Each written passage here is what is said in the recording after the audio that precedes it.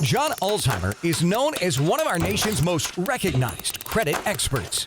Having worked for 28 years in the credit industry, John has become one of the most prolific speakers about credit and the go-to authority on answers to credit-related questions. Credit Countdown with John Ulzheimer. Hey there, this is credit expert John Ulzheimer. I've been in the credit industry for almost 30 years now.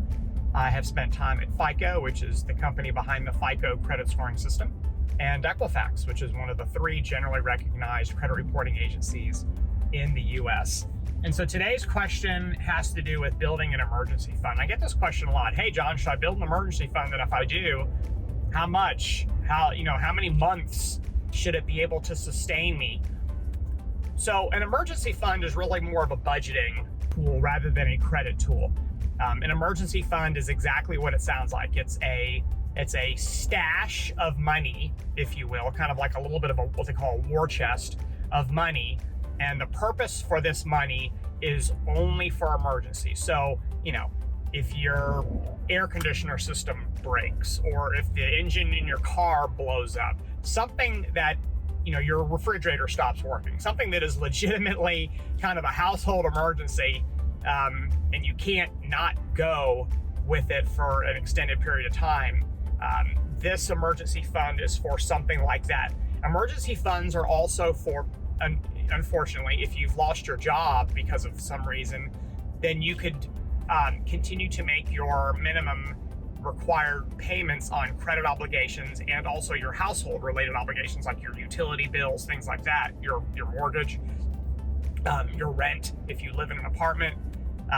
And so an emergency fund is meant to sustain you for some period of time. Traditionally, people who do budgeting have advised you to have a 3-month emergency fund set up. All right, so how do you figure out, and by the way, I'm going to talk you out of that 3-month baloney in a minute, but how do you determine what that amount is on a monthly basis? It's actually very easy. Actually, my father had me do this when I bought my first house many years ago. He told me to write down every single bill that that I thought I would have to pay as a homeowner. And I was like, I don't know, cable, I was completely a novice. I didn't know what the heck I was doing, and I got it all wrong. And so he helped me with things like, homeowners insurance. If you're going to pay someone to help with maintenance on the yard, all of your utility bills, principal and interest on your mortgage payment, property taxes. You have to set aside money because you're going to have property taxes every single year. So there's a lot of things that you don't think about when you're talking about setting up an emergency fund, because they're not things that are reoccurring payments. Like generally people only pay their homeowners insurance maybe once a year. They only pay their property taxes once or twice a year. So it's not this reoccurring monthly bill like, say, for example, your Netflix or your power bill. So generally people get that amount wrong because they've never done it before. So the number one is, the first thing you have to do is you have to get that amount right. And let's just say hypothetically that it costs you $3,000 a month every month for all of your household and living related expenses, including your utilities, including your lease or rent or monthly payment for your mortgage, including all of your minimum payment requirements for your credit related accounts like your auto loans, your student loans, the whole shebang. Let's just say that's $3,000, which is probably pretty low.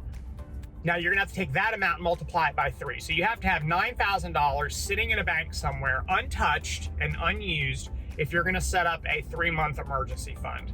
So the 3-month emergency fund, which I don't understand how that ever became a thing, right? I think some guy just said 3 months, a bunch of years ago, and all of a sudden that became what everyone else said, which doesn't make any sense to me. The amount of money that you should set up in your emergency fund should be equal to the amount of time it's going to take you to find a new job.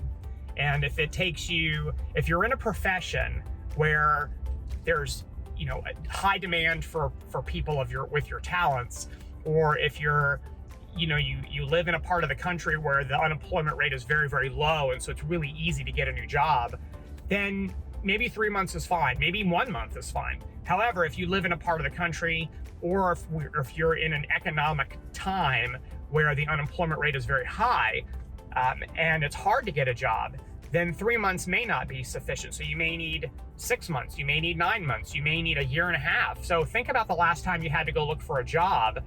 I'm not talking about like an hour, like a job, an hourly job like a teenager would do. I'm talking about a legitimate employment where you're living and sustaining a family or a household off that money.